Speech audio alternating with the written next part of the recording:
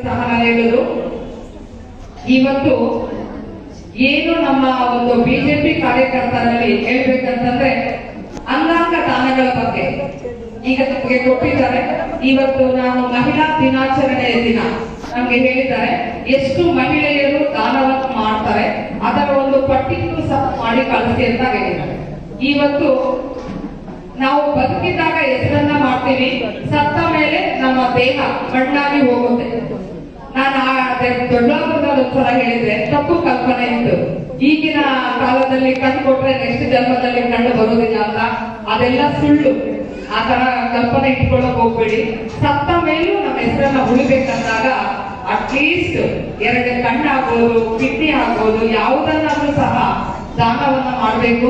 ಮಾಡಿದ್ರೆ ಮಾತ್ರ ಇನ್ನೊಬ್ಬರಿಗೆ ದಾರಿದೀಪ ಆಗುತ್ತೆ ಅಂತ ಹೇಳ್ತಾ, ನಮ್ಮ ಹೊಸಕೋಟೆಯಲ್ಲಿ ಮಹಿಳಾ ದಿನಾಚರಣೆ ಮಾಡಿದಾಗ ನಾನು ಸಹ ನನ್ನ ಕಣ್ಣು ಮತ್ತೆ ಇದನ್ನ ದಾನವಾಗಿ ನಾವು ಸಹ ಬರ್ಕೊಟ್ಟಿದ್ದೀವಿ ಎಲ್ಲರನ್ನು.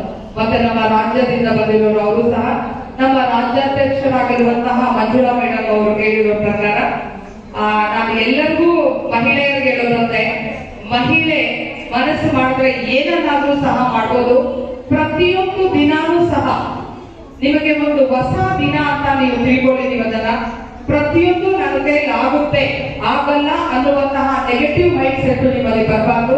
ಪಾಸಿಟಿವ್ ಮೈಂಡ್ ಸೆಟ್ ಇರಬೇಕು ಯಾವಾಗ್ಲೂ ಸಹ. ನಾನು ಏನಾದ್ರೂ ಸಾಧನೆ ಮಾಡ್ತೀನಿ ಅನ್ನುವಂತಹ ಇದರಿಂದ ಇವತ್ತಿನ ದಿನ ಕಾರ್ಯಕ್ರಮಕ್ಕೆ ಆಗಮಿಸುತ್ತಿರುವಂತಹ ನಮ್ಮ ಎಲ್ಲಾ ಮಹಿಳಾ ಮಣಿಗಳಿಗೆ ಮತ್ತೊಮ್ಮೆ ಧನ್ಯವಾದಗಳನ್ನ ಹೇಳ್ತಾ, ನೀವೆಲ್ಲರೂ ಮತ್ತೆ ಇನ್ನೊಂದು ಟೀಮ್ ಆಗಿ ಇನ್ನಷ್ಟು ನೀವೆಲ್ಲರೂ ಬೆಳಿಬೇಕು ಅಂತ ಹೇಳ್ತಾ ತಾವೆಲ್ಲರಿಗೂ ವಂದಿಸುತ್ತಾ ನನ್ನ 2 ಮಾತನ್ನ ಮುಗಿಸ್ತಾ ಇದ್ದೇನೆ. ಜೈ ಭಾರತ.